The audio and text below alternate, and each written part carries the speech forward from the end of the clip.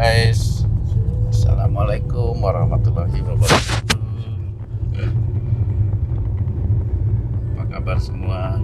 Semoga kita dalam keadaan sehat dan lindungan Allah Subhanahu wa Ta'ala ya. Senang sekali menjumpai teman-teman semua melalui video ini. Kali ini saya lagi di mobil Mercy Pak Ustadz. Alhamdulillah diizinkan untuk menemani beliau. Kebetulan beliau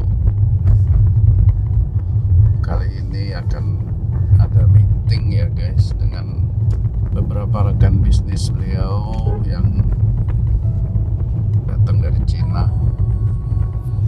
Alhamdulillah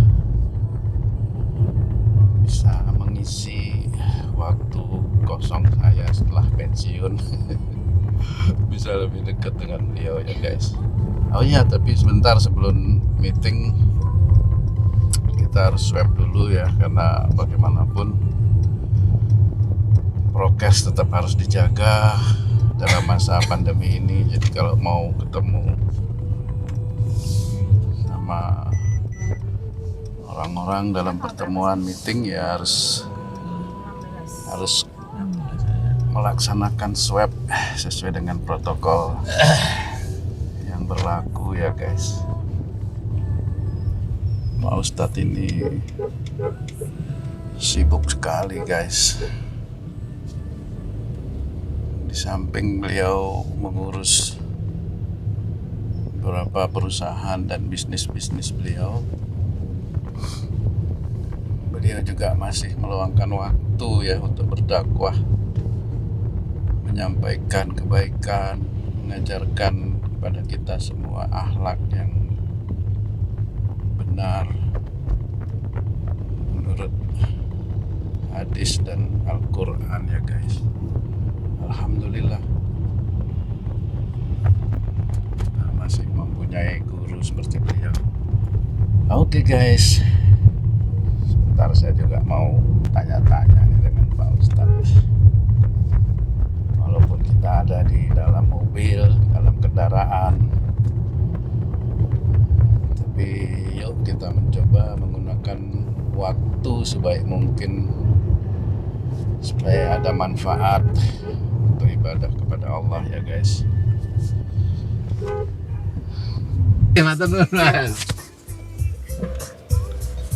Lagi antre mau swab nih guys. Bagaimanapun kita harus patuhi peraturan pemerintah selama masa pandemi ya guys.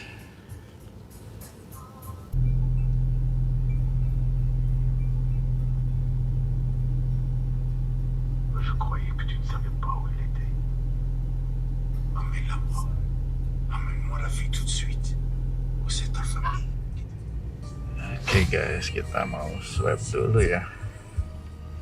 Ya Bapak. J Mbak. Lubang hidung ya. J. Hidungnya ada yang buntu atau mampet? Alhamdulillah boten. Alhamdulillah. Dompete sing. Bismillahirrahmanirrahim. 1, 2, tarik nafas panjang.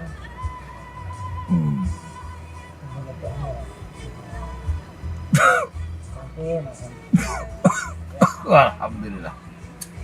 Siap? Ya. Bismillah. 1, 2, tarik nafas panjang. Bernafas seperti biasa. Oke, alhamdulillah. Udah selesai. Kasih ya. Turun Mas. Assalamualaikum. J.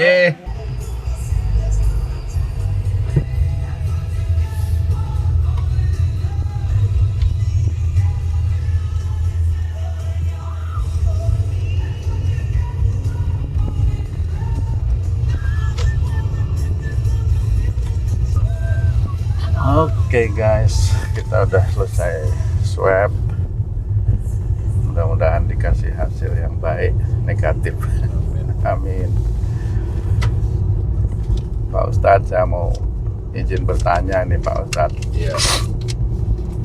Kita kalau keluar rumah itu kan selalu berdoa ya Pak Ustadz. Bismillahi tawakkaltu alallahi wala haula wala quwata illa billah.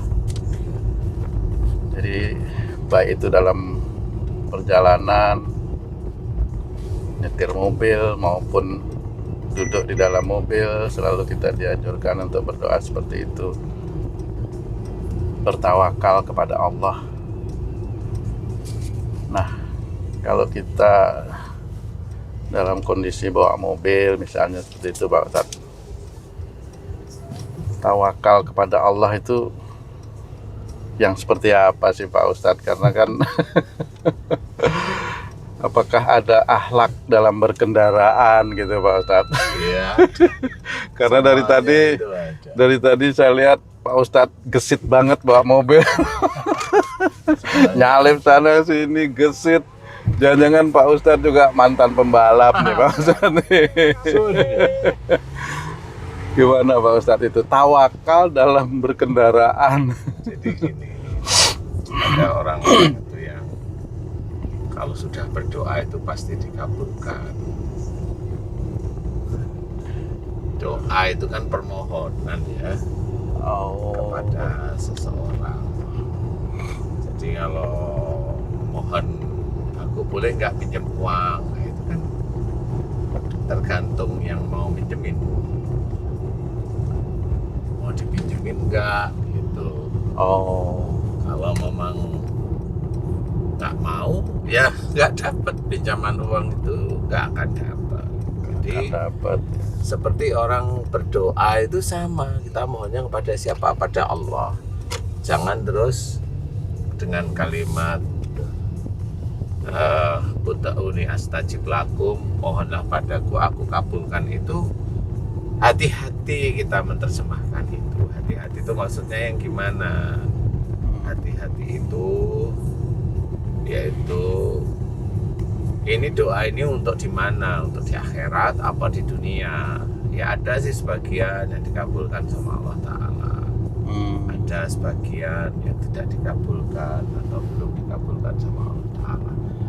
Itu memang tergantung. Karena doa itu Allah itu melihat dari sisi iman sama amal soleh. Jadi itu harus difahami.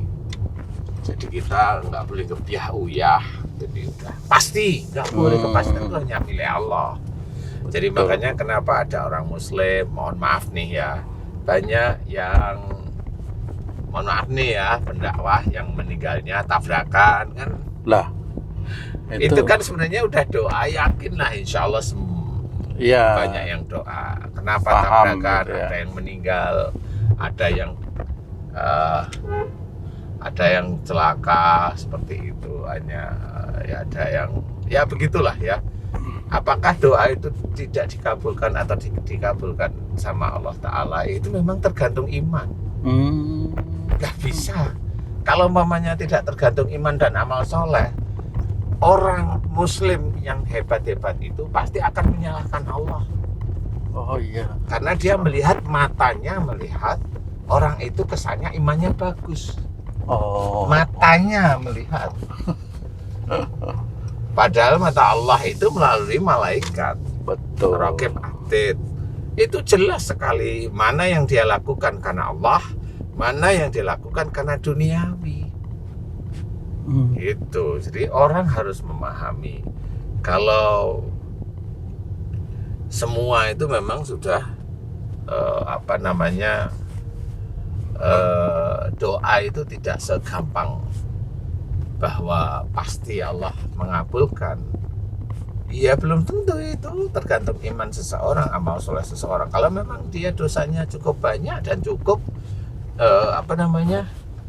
sudah cukup batasannya untuk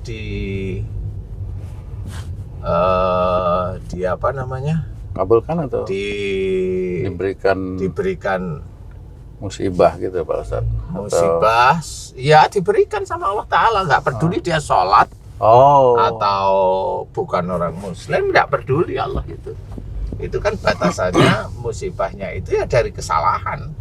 Wa ma sabakum min musibatin fa bima kasabat aydikum.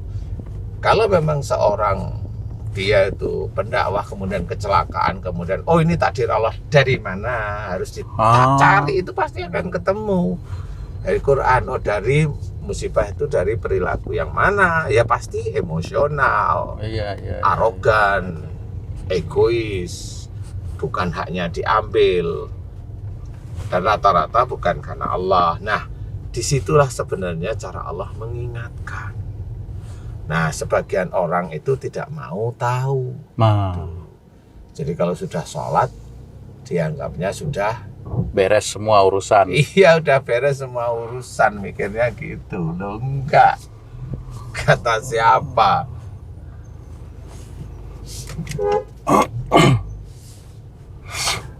Nggak mau maju sini. Jadi nggak mau maju sini. Wah, malah terkunci di situ. Jadi apa namanya?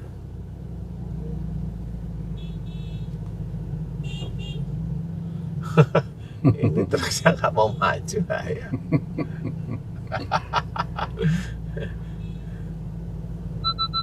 Malah arisan ngobrol.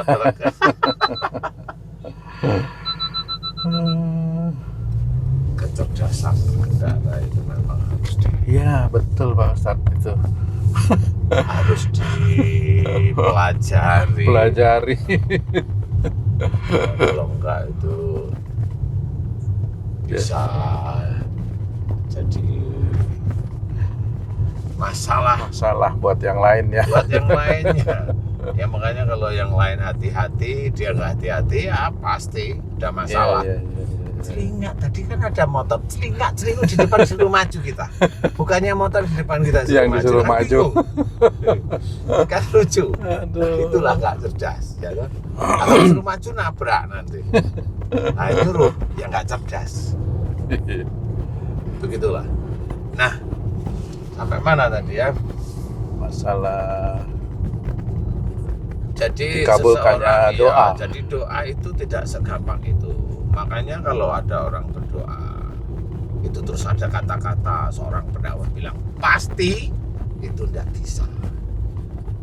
Tidak bisa. Allah itu hanya cuma memberikan clue kepada kita itu wa yastajibul ladzina amanu wa amilus sholihat.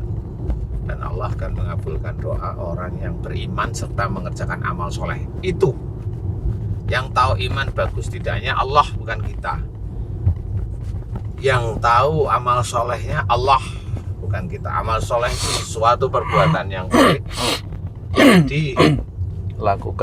dilakukan atas sunnah Rasulullah dan dengan niat lillahi ta'ala. Astagfirullah. Jadi orang harus memahami kalau dia melakukan perbuatan baik tidak dilakukan karena Allah Ta'ala, dia akan sia-sia. Sholat itu dilakukan karena diajarkan oleh Rasulullah, tapi dia mengerjakan bukan karena Allah, tapi dia mengerjakan hanya untuk biar kaya. Ya dia bisa aja, saya jawab bisa aja dia mendapatkan kekayaan, bisa. Bisa, karena saya bukan Allah. Jadi yang jelas Allah yang menentukan apakah dia benar-benar kaya atau merugi. Karena sudah banyak orang-orang itu diajarkan oleh orang-orang tertentu atau banyak orang yang katanya dengan ngamalin ini bisa kaya, memang nggak bisa kaya. Sudah sholatnya dia itu hanya dikuatkan hanya untuk kekayaan, dia nggak bisa kaya. Apa yang terjadi besok di akhirat? Rugi. Orang yang tersebut itu akan merugi besok di akhirat. Dia udah di dunia nggak kaya, di akhiratnya blong, amal sholatnya nggak ada, amal sholatnya nggak ada, amal sholatnya nggak ada. Makanya di situ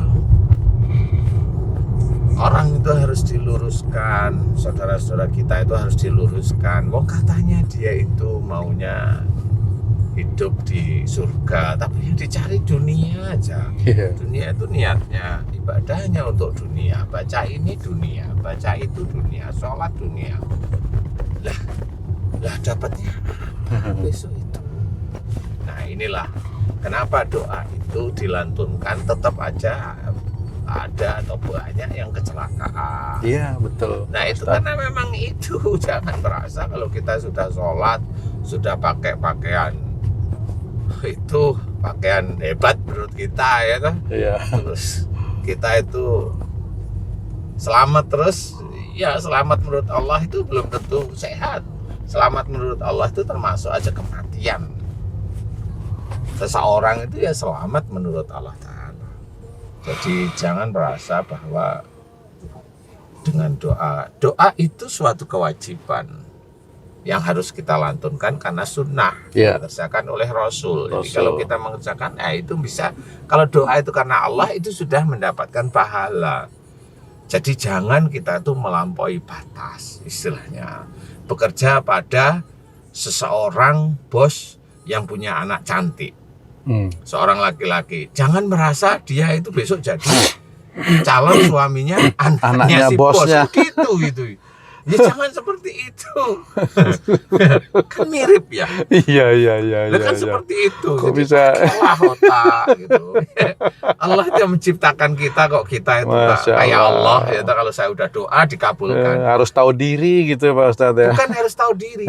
Sebenarnya Allah itu memberikan clue sebenarnya. Doa itu permohonan. Tergantung yang memberi. Mau diberi apa enggak itu kan tergantung. Iya. Jadi nggak bisa kita memaksakan pasti diberi, itu nggak bisa. Itu nggak bisa. Jadi harus difahami kalau ya itu memang tergantung Allah, bukan tergantung doa kita terus kalimatnya hebat. Enggak. Jadi Doa itu hanya cuma, ya Allah, ku mohon agar kau berkenan mengabulkan.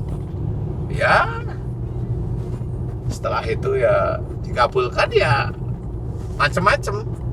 Bisa aja orang yang berdoa dikabulkan itu, doa kita dikabulkan itu bukan karena Allah itu sayang sama kita, belum tentu juga. Semua yang terjadi itu pasti ujian dari Allah Ta'ala untuk kita. Termasuk doa yang dikabulkan oleh Allah Ta'ala untuk kita. Itu ujian kita sebenarnya. Ujian kita dari Allah Ta'ala bahwa doa kita dikabulkan. Nah itu kalau doa kita dikabulkan, apa coba yang harus kita katakan kepada orang-orang? Apakah itu dari doa kita? Salah kita. Salah kita kalau dari doa kita. Apakah itu dari kita mengakui iman kita? Ya salah juga. Walaupun sebenarnya aturan dari Allah Ta'ala begitu. Salah juga kita seperti itu. Jadi semata-mata memang karena Allah mau mengabulkan aja Pak Ustadz ya? Iya, karena Allah ingin mengabulkan. Karena setelah dikabulkan, kita mau apa? Mau sombong? Menjadi ujian lagi buat kita. Menjadi ujian untuk kita. Nah itu sebenarnya menjadi itu bagi ujian itu yang bagaimana dalam menjawab pada saat dikabulkannya doa kita itu bagaimana, ada Allahnya enggak. Alhamdulillah doa saya dikabulkan karena saya 2 bulan ini tahajud terus menerus baca surat ini. Ya sudah, dia menuhankan tahajudnya dan menuhankan surat yang dibaca itu. Ya itu nggak boleh, karena itu berarti Allah yang harus disebut. Karena Allah mengabulkan doa saya juga tidak tahu dari mana Allah mengabulkan. Habis itu terus dirunut, bersyukur setiap hari, untuk makan pun disyukuri. Jadi bahwa ini dari rizki titipan Allah kan seperti itu. Sehingga kita itu tahu bahwa doa kita itu hanya perintah Allah yang harus kita jalankan. Jadi bukan merasa terus harus semua karena upaya kita gitu. Nggak boleh itu dosa, itu menuhankan, nggak boleh itu misalnya. Makanya besok banyak sekali orang muslim yang merugi itu karena diajari seperti itu. Walaupun kita tahajud, iya kerjakan, nggak salah mengerjakan tahajud, tapi belajarlah rendah hati bahwa dengan tahajud itu kita lebih dekat kepada Allah Ta'ala, bukan mau dikabulkan doa. Kalau doa dilantunkan boleh. Setelah tahajud istighfar aja. Allah udah tahu kok maksudnya apa. Nah, kalau memohon boleh, tetapi ya kalau mamanya itu belum dikabulkan ya jangan marah, kan gitu. Jangan protes kepada Allah Ta'ala. Nggak bisa. Nah, di titik itulah kita harus memahami doa. Walaupun doa itu tadi yang ditanyakan adalah untuk Jalanan, betul Iya, Pak Ustadz. tapi doa memang seperti itu harus difahami. Karena kalau nggak paham itu kesannya kita itu yang hebat. Betul. Saya baca ini selamat terus. Seperti itu. Nggak boleh. Ya tunggu ya. aja. Masya Tunggu Allah. aja. Jadi Kalau saya syarat dikabulkannya doa itu juga banyak ya Pak Ustadz. ya tadi nyumplik aja dua iman sama amal soleh kan. Tapi gitu. kan itu ternyata dari perilaku gitu Pak Ustadz ya. Ya iman itu ya perilaku ya. sholat kita, setelah sholat Ya, kita mau ya, bagaimana ya, kan ya, gitu ya. Iya. Kita diberi dikabulkan doa, kita mau bagaimana itu kan kuat gitu. Betul. Kalau kita itu dikabulkan doa tapi itu dianggap doa terkabul karena ini, itu imannya kan rusak dia akhirnya pada Allah Ta'ala. Jadi itu yang menjadikan dasar bahwa orang muslim itu memang belum imannya belum kuat ya, mengaku-aku. Ya. Makanya itu dilarang oleh Allah Ta'ala. Kerjakan semuanya karena Allah, dan yang memberikan sesuatu nikmat itu Allah. Bukan orang si A, si B. Bukan ya Pak. Bukan karena tindakan kita, enggak usah. Masyabaka min hasanati famin Allah. Itu harus difahami ya, apa saja nikmat yang kita terima itu dari Allah. Jadi bukan dari yang kita kerjakan. Kalau kita selalu bicarakan itu sombong. Astagfirullah. Ya, itu sombong, mengaku dirinya Tuhan, nggak boleh. Kalau kejadian seperti tadi Pak Ustadz ya, kita mau belok di perempatan kemudian macet ya, itu sebenarnya petunjuk juga untuk kita dalam perjalanan kita itu bagaimana menyikapi seperti itu. Kalau dilihat mamanya disikapi ini sudah nempel ke bak truk. Nggih. Kemudian ada sepeda motor kan masuk. Iya, masuk tadi dari kanan. Bisa maju nih udah. Iya. Truknya maju. Iya. Sepeda motor lebih maju, kan nggak bisa maju nih. Nggih. Kita maju kan nabrak nih. Nabrak. Nah itu sebenarnya petunjuk bagi semua orang di situ. Oh. Jadi yang ngatur itu nyuruh maju siapa kan dilihat itu. Betul. Kalau mau menyuruh maju kita, lah itu ada sepeda motor dia suruh maju, bukan kita yang suruh maju. Bukan karena dia melihat bahwa orang yang naik kendaraan itu salah, bukan, nggak taunya memang dia nggak tahu bahwa mana yang harus disuruh maju dulu. Iya. Kan begitu, bukan di otaknya dia itu orang yang punya kendaraan itu pasti salah. Enggak, itu kan hanya cuma urutan maju aja. Betul. Karena dari mana? Karena dari awal truknya memang nggak mau jalan, malah ngomong-ngomong. Loh, kan gitu. Betul. Ngomong-ngomong dengan truk yang lain dia kan. Lah ini orang yang orang di situ nggak tahu. Nah orang, mohon maaf nih ya, karena dia tidak berpikir bahwa yang truk itu juga salah juga, nggak mau maju karena omong-omongan. Iya. Nah kita yang naik mobil seperti itu yang disalahkan. Lah kan lucu jadinya. Iya. Jadi menurut saya, nah itulah orang. Menurut saya nggak apa-apa. Ya. Dia nyuruh-nyuruh yang seperti itu dengan nada keras mah nggak apa-apa. Saya cuma itu suruh maju. Iya, betul. Itu kan saya ngebel tadi. Betul. Karena ngebel si mbaknya yang tolah-toleh kayak burung emprit itu loh. Lah kan suruh ngapain? Astagfirullah. Kalau saya mah cengar-cengir aja. Nah, orang itu memang diperlihatkan bahwa semua itu ini ujian bagi semuanya. Wajahnya ba'dakum libatin fitnatan atas wirun. Kalau saya enggak, saya nggak apa-apa. Saya emang nggak bisa maju. Iya. Loh, kalau kamu suruhnya yang maju nabrak. Betul. Lah dia nggak mau tahu, lihatnya saya, bukan lihat kendaraan di depan. Lah kan kelihatan Iya. Tol. ya kelihatan itunya. Lah saya cengar sendiri. Lah gimana? Kui gitu. Kalau saya kan gitu ya. Artinya petunjuk Allah itu dimanapun, kapanpun, dimanapun. kita harus pandai-pandai untuk melihat dan mengetahui serta mempelajari itu ya Pak Ustadz ya? Iya, betul. Nah, di belakang itu ada mobil yang nyelonong lah. Kan akhirnya menjadi nggak jalan semua. Benar. Nah, itulah akhlak dalam berkendaraan juga diperlukan. Tapi ya bukan hanya pada saat kita berkendaraan itu aja terjadinya. Enggak. Tapi kan jauh sebelumnya dalam kehidupan kita sehari-hari itu akhirnya kita dihadapkan pada ujian di jalanan itu ya Pak Ustadz. Benar. Masya Allah, tabarakallah. Ya si orang yang nyuruh kita maju tadi ya ujian bagi dia. Tapi kayaknya dia kan nggak tahu itu kalau itu ujian buat dia. Kira-kira ya Pak Ustadz ya? Paling dia Kira-kira. saya tadi marahin orang yang naik mobil itu. Itu aja udah apa-apa. Itu kan prasangka. Iya, betul. Kalau saya mah nggak apa-apa. Oh itu ujian semua kok. Dilihat aja tahu kok. Ya kan gitu. Antrian itu kan dilihat kan tahu. Namanya juga antri. Mau suruh apa? Kenapa dia nggak nyuruh truknya yang maju? Nah, ya itu. Karena dia sama, maaf nih ya, teman-teman sopir truk itu mikirnya sama. Itu kan sama. Yang mobil itu kan nggak sama dengan saya. Kan, gitu. Dia melihat yang mobil ini yang salah. Gitu. Iya. Makanya dia tak lihat lucu gitu. Sama seperti kalau kita Muslim. Nah, ada saudara Muslim kita nah, salah, itu Iya. kita bela. Ya salah di hadapan Allah. Tapi ya. Salah itu nggak boleh dibela, tetap salah. Tetap harus dihukum kalau menurut hukuman. Bukan karena dia saudara Muslim, kemudian dia salah, kemudian dibela salahnya itu. Loh ya nggak boleh. Nggak boleh bukan karena Muslimnya. Nah itu orang-orang itu golongan pasti yang dicari. Nggak boleh. Di jalan pun kelihatan tadi. Sesama golongan mobil-mobil gede gitu. Sesama Masya grade-nya Allah, lah. Itu kan dia bela grade itu. Betul. Nah, dia kan nggak bela, nggak melihat kenyataan. Nah itu nggak boleh. Betul. Sama seperti seorang Muslim mencuri. Karena dia saudaranya itu Muslim, dia mencuri, bela. Nggak bisa. salah. Nggak bisa. Nah akhirnya menjadi bentrokan golongan.